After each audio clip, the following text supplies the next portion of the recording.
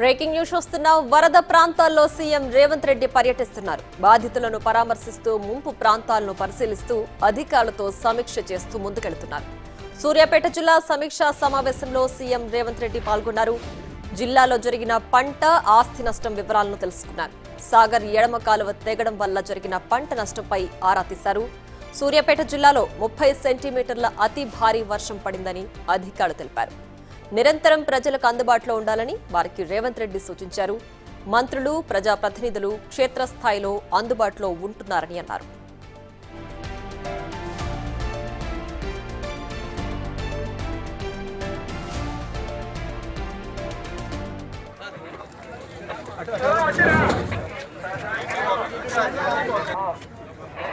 వీరన్న అక్కడ హాలో ఉంది, చూసుకో వీరన్న.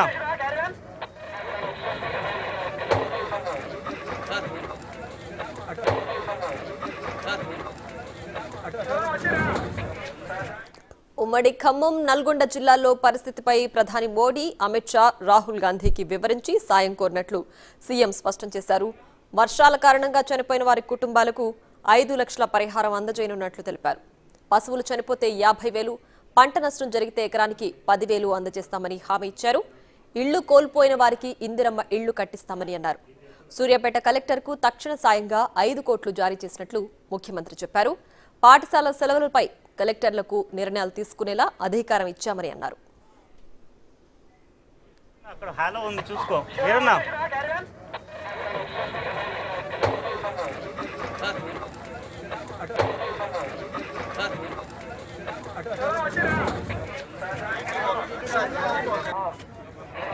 వీరన్న అక్కడ హాలో ఉంది, చూసుకో వీరన్న. వరద బాధితులకు సాయం చేయడానికి ముందుకొచ్చిన మాజీ ఉపరాష్ట్రపతి వెంకయ్య నాయుడుకి సీఎం ధన్యవాదాలు తెలిపారు. అమెరికాలో ఉండి ఒక ఆయన ట్విట్టర్లో పెడుతున్నాడు, మరొక ఆయన ఫామ్ హౌస్లో ఉన్నాడని ఎద్దేవా చేశారు రేవంత్ రెడ్డి. వరద సమయంలో బురద రాజకీయాలొద్దని హితో పలికారు. బెయిల్ కోసం 20 మంది ఎమ్మెల్యేలతో ఢిల్లీ వెళతారు కానీ వరద బాధితులను పరామర్శించరని విమర్శలు గుప్పించారు. మంత్రులంతా క్షేత్రస్థాయిలో పర్యటిస్తున్నారని, వరదల సమయంలో కేంద్రం వైపు చూడకుండా రాష్ట్ర ప్రభుత్వం ఎస్డీఆర్ఎఫ్ను ప్రారంభించుకుంటున్నామని తెలిపారు.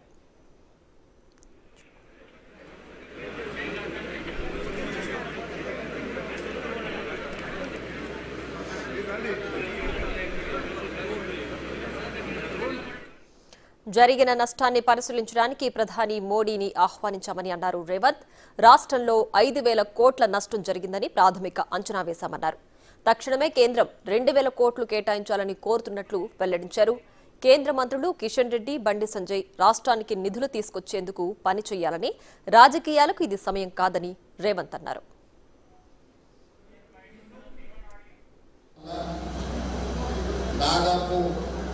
అధికారుల నివేదికల ప్రకారం హుజూర్ నగర్, కోదాడ, పుట్టతుర్తి, సూర్యాపేట జిల్లాలో 30 సెంటీమీటర్లకు పైగా వర్షాలు కురవడం, దీనివల్ల పెద్ద ఎత్తున పంట నష్టం, ఆస్తుల నష్టం, కొంత ప్రాణ నష్టం జరిగిన సందర్భంలో రాష్ట్ర ప్రభుత్వం వైపు నుంచి ప్రజల్ని సంపూర్ణంగా ఆదుకోవాలి, ప్రజలకు ఒక విశ్వాసం కల్పించాలన్న ఆలోచనతోటి ఈరోజు నేను పర్యటన చేపట్టి సూర్యాపేట జిల్లా కోదాడ శాసనసభ నియోజకవర్గానికి పర్యటనకు రావడం జరిగింది.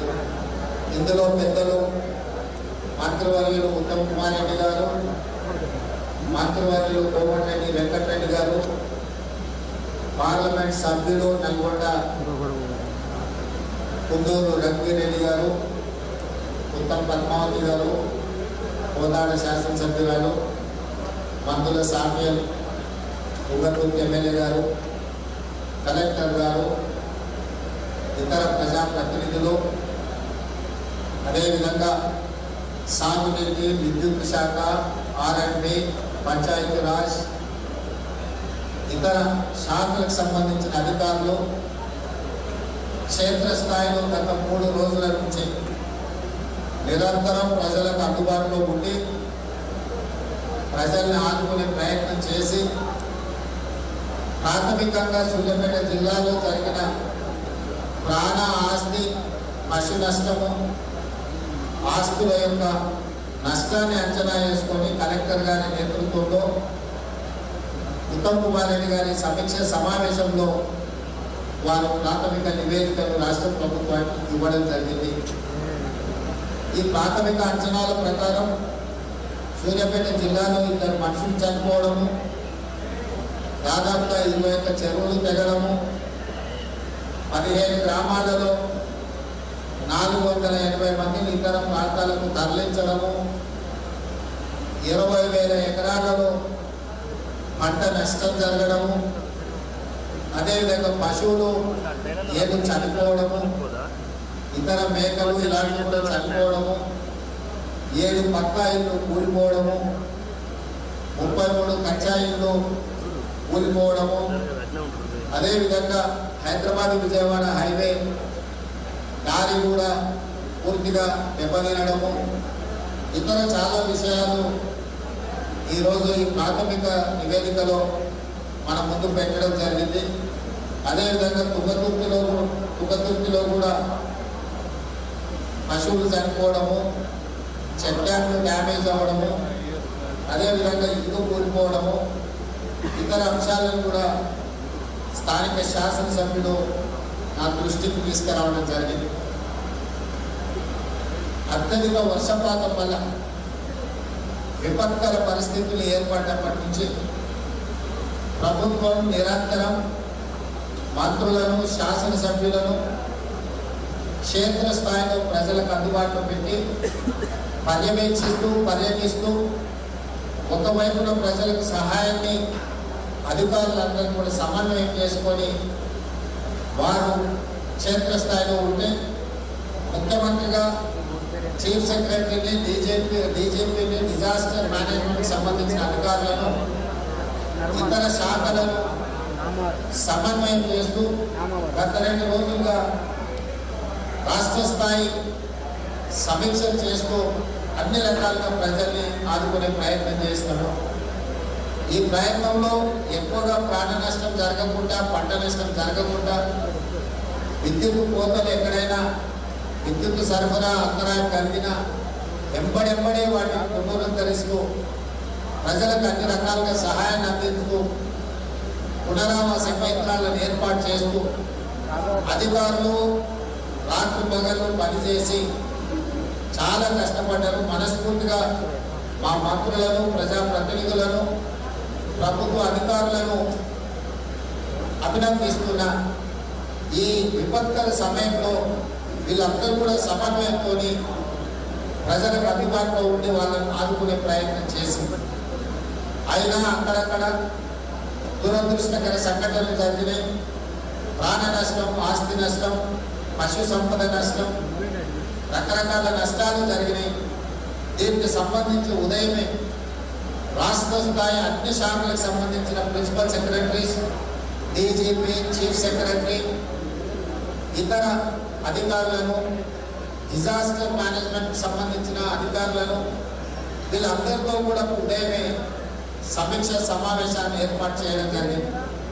నిన్న సాయంత్రం ఇక్కడ ఉన్న ఖమ్మం జిల్లాలో, నల్గొండ జిల్లాలో, ముఖ్యంగా సూర్యాపేట జిల్లాలో ఉన్న పరిస్థితులను దృష్టిలో పెట్టుకొని ప్రధానమంత్రి నరేంద్ర మోడీ గారితో, హోంశాఖ మంత్రి అమిత్ షా గారితో కూడా చర్చ చేసి మనకున్న పరిస్థితులను వివరించి, అదేవిధంగా రాహుల్ గాంధీ గారికి కూడా ప్రధాన ప్రతిపక్ష నాయకుడికి మన రాష్ట్రంలో ఉన్న పరిస్థితులను వివరించి ఎప్పటికప్పుడు మన రాష్ట్రానికి సహాయంగా ఉండాల్సిందిగా వాళ్ళని అడగడం జరిగింది.